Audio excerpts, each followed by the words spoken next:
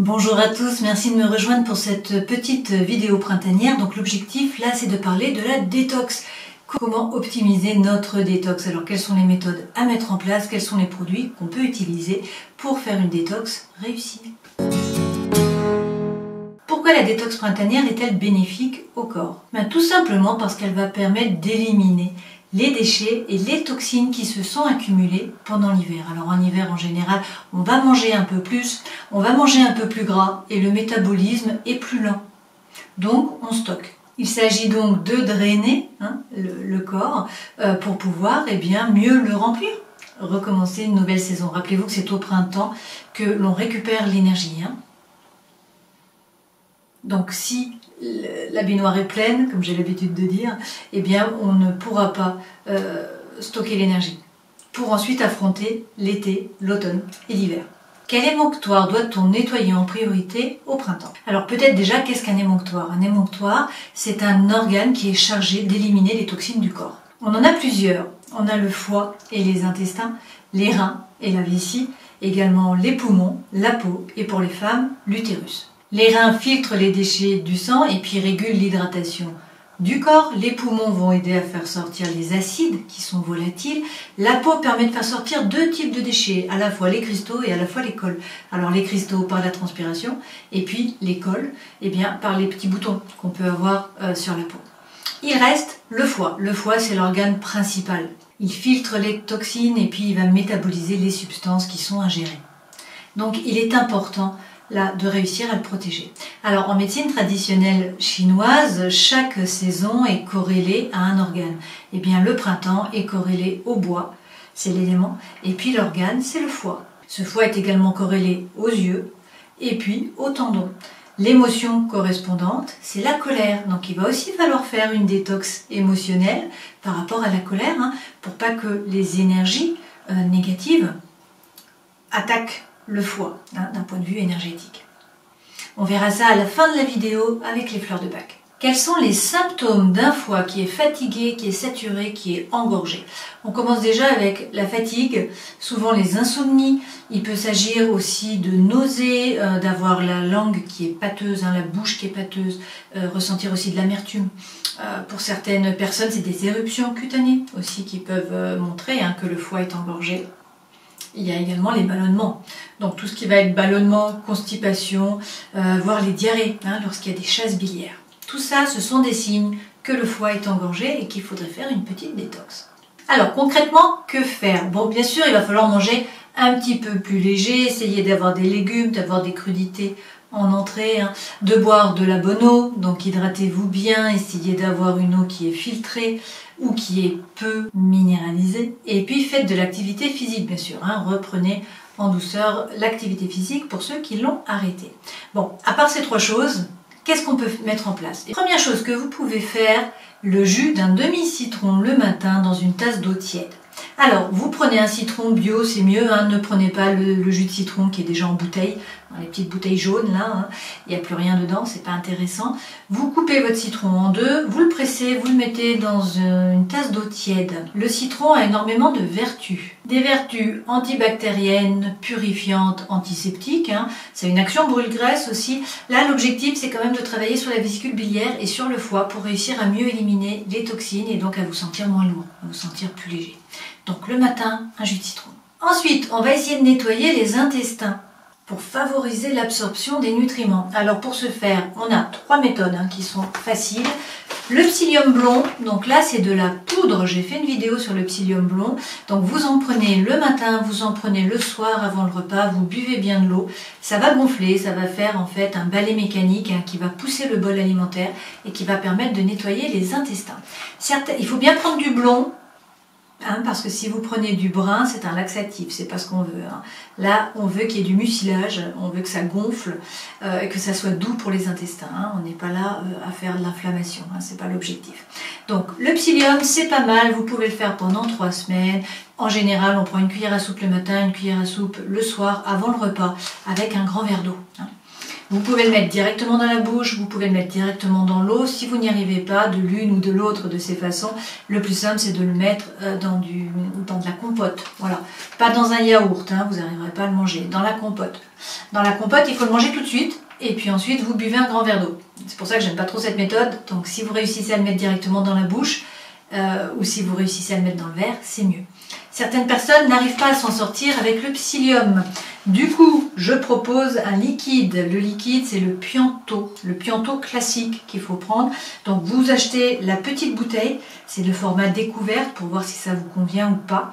Moi, j'ai les deux. Hein. J'aime beaucoup le Pianto.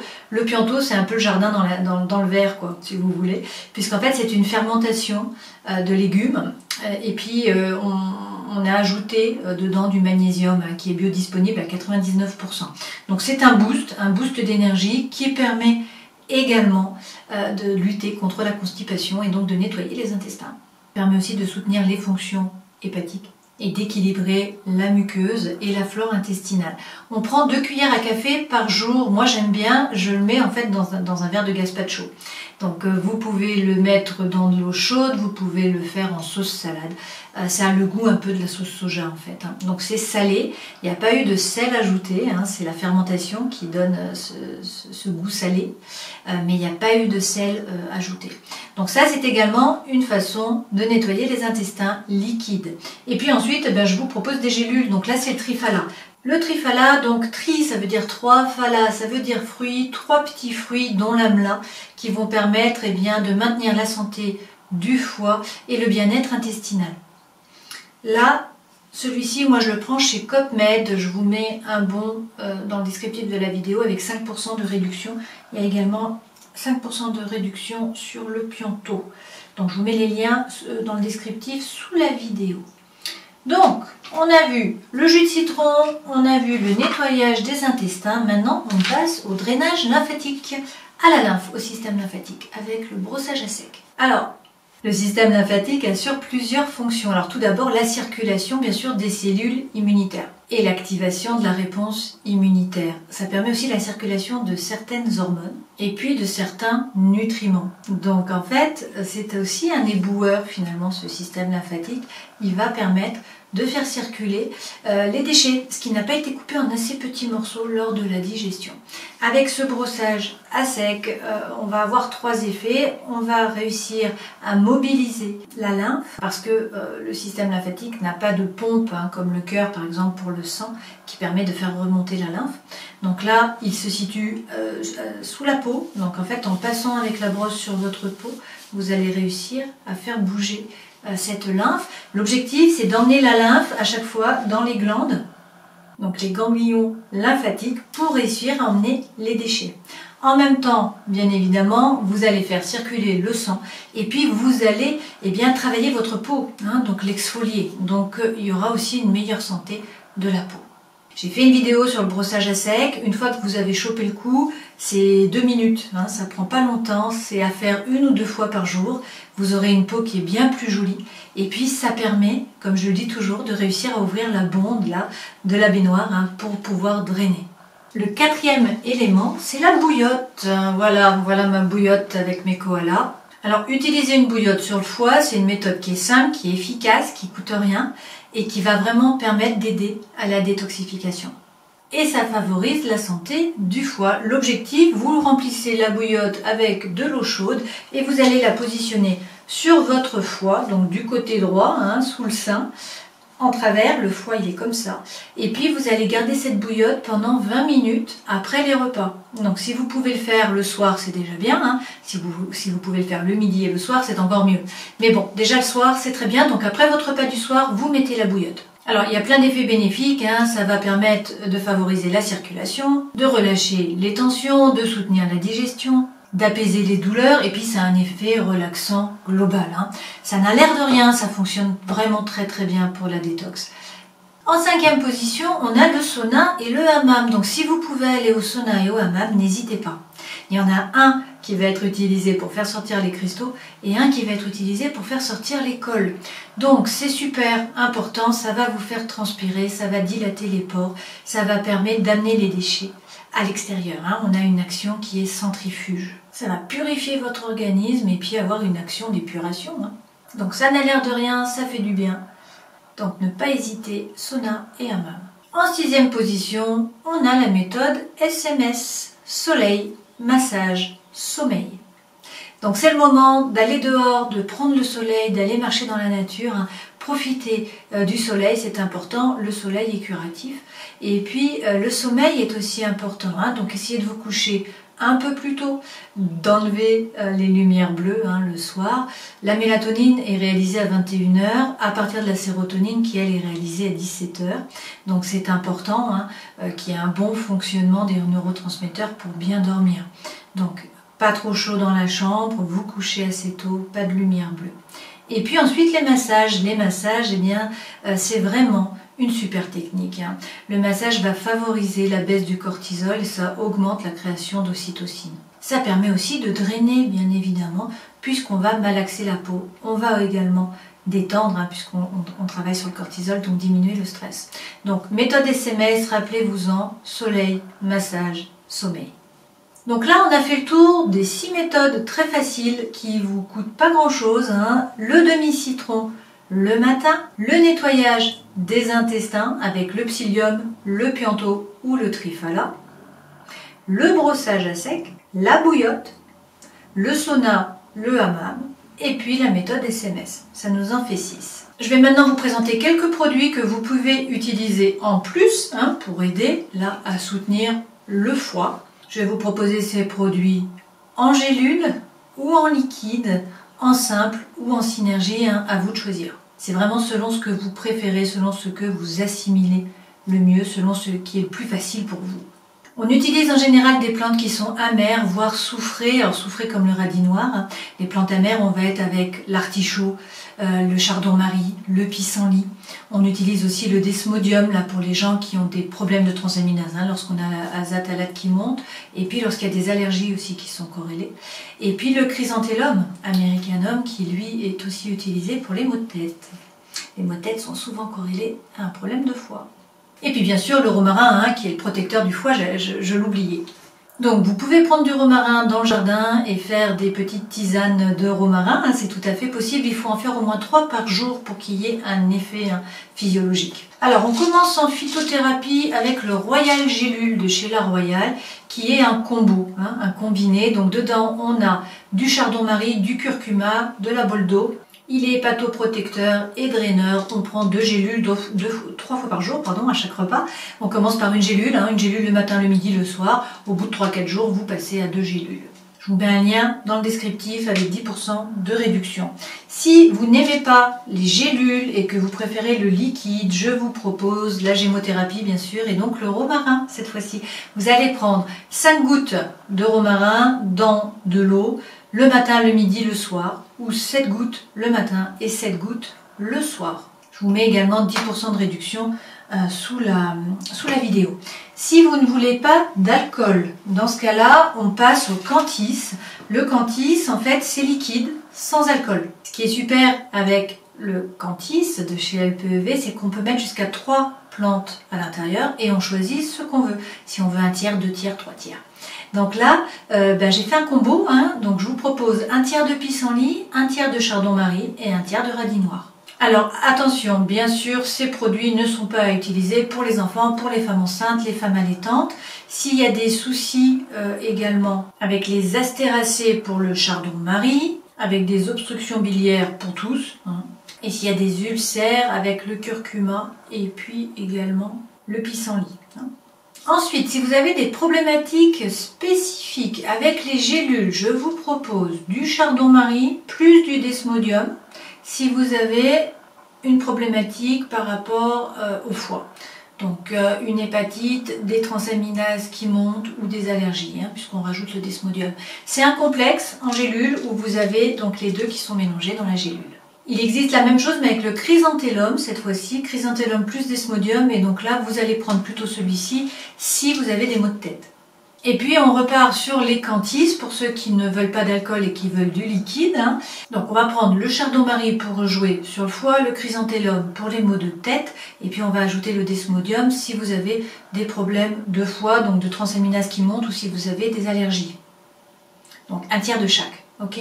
C'est un canthis possible. Si vous êtes polymédiqué, on va faire un autre canthis, on va mettre 2 tiers de chardon-marie et 1 tiers de pilocel. À chaque fois, la cure va durer 3 semaines. Donc vous faites entre 7 jours et 3 semaines. 7 jours par exemple pour le citron, pour ceux qui trouvent que ça suffit. Voilà. Et puis en général pour les produits, ça dure 3 semaines. Je voulais également vous parler de la détox émotionnelle là, qui est nécessaire pour ce printemps. On va utiliser les fleurs de bac qui agissent de façon vibratoire, donc il est question de résonance, non pas de quantité. Et puis, donc moi je travaille beaucoup avec le laboratoire Deva, qui est situé dans le Vercors, donc à côté de chez moi, à Outram et autres. Ils ont de très bons produits. Le printemps est donc relié au foie, comme je vous l'ai dit, c'est relié aussi à la colère, et aux yeux, lorsque ça vous sort des yeux. Ouvert de colère. Donc on est sur le printemps. Voilà. Donc il s'agit non pas de contrer ces émotions, de contrer cette colère, mais de l'accompagner, d'accompagner l'émotion pour pouvoir la vivre, la laisser nous traverser et pouvoir avancer. Alors bien sûr, je pense à plusieurs fleurs de bac. Tout d'abord, le hou, au lit, qui est sujet justement à la colère. À la colère, à l'envie, à la jalousie. Donc c'est une belle plante à utiliser au printemps. Walnut également, qui est le noyer, qui va permettre le changement. Donc walnut, c'est justement pour ne pas rentrer en résistance avec le changement, avec ce qui se passe dans notre vie. C'est pour réussir en fait à voir les choses non pas comme une fatalité, mais comme une transformation. Ça permet également de couper les liens, walnut, donc c'est pas mal. J'ai choisi aussi Hornbeam, le charme. Pourquoi? Parce que Bach l'appelait le starter. C'est celui qui donne l'énergie, qui donne l'entrain. Donc c'est celui qu'on va donner au printemps. C'est la plante qu'on prend le lundi matin lorsqu'on n'a pas envie de retourner au travail. Ou après les vacances. Voilà. Ça donne la pierre du briquet. Vous voyez, comme la dopamine en fait. C'est ce qui va donner l'énergie, l'entrain, l'envie de faire les choses. Hornbeam. Je pense aussi à Cherry Plum qui est le prunus. Pourquoi? Parce qu'en fait, lui, il est dans le contrôle, Cherry Plum. Et en général, au printemps notamment, les femmes vont avoir envie de maigrir et donc d'arrêter d'avoir des compulsions, réussir à se maîtriser. Et puis c'est également pas mal lorsqu'on pète les plombs, lorsqu'il y a de la colère et qu'on va s'énerver rapidement. C'est aussi le cas d'impatience. Donc impatience, c'est lorsqu'il faut donner le temps au temps, lorsqu'on est toujours pressé et que du coup on s'énerve rapidement aussi. J'ai pensé aussi à gentiane, puisque gentiane va favoriser la persévérance. C'est plutôt lorsque, dès qu'il y a un grain de sable, on a l'impression que tout s'écroule. Dans ce cas-là, c'est pas mal de prendre gentiane. Il y a aussi larch, le mélèze, pour retrouver la confiance en soi. On peut ajouter agrimonie aussi, si on a l'habitude justement, de porter un masque, de ne pas être sincère, de ne pas dire ce qu'il en est, de ne pas voir soi-même qu'il y a des problèmes. Donc pour le printemps, là, c'est pas mal de prendre agrimonie, pour pouvoir libérer aussi la parole et notre vraie nature. Centauri, bien sûr aussi, qui est une très belle plante qui permet de poser les limites, de réussir à dire non. Rockwater, pour la flexibilité. Cerato aussi, pour écouter notre intuition, pour avoir la certitude. Clématis, pour être ancré, pour avoir cet ancrage et puis poser son intention. Bon, beaucoup de fleurs, là, beaucoup d'élixirs qui peuvent vous aider. Donc vous choisissez parmi ces différents élixirs ce qui peut vous correspondre. Vous en prenez 6 ou 7. Vous allez sur le site de Deva si vous ne les avez pas à la maison. Donc Deva va vous faire une synergie. Vous choisissez les plantes que vous voulez et puis vous pouvez créer votre synergie qui est personnalisée. Ça fait comme les canthis qu'on a avec LPEV. Eh bien Deva, c'est le complexe, la synergie qui est vraiment adaptée à vous, personnalisé. Et je trouve ça formidable. Donc choisissez les plantes, travaillez là-dessus, travaillez sur la détox émotionnelle, travaillez sur la détox physiologique pour qu'il y ait là un nouveau départ, une nouvelle énergie pour ce printemps. Voilà, je vous souhaite le meilleur, prenez soin de vous et à une prochaine fois. Ciao!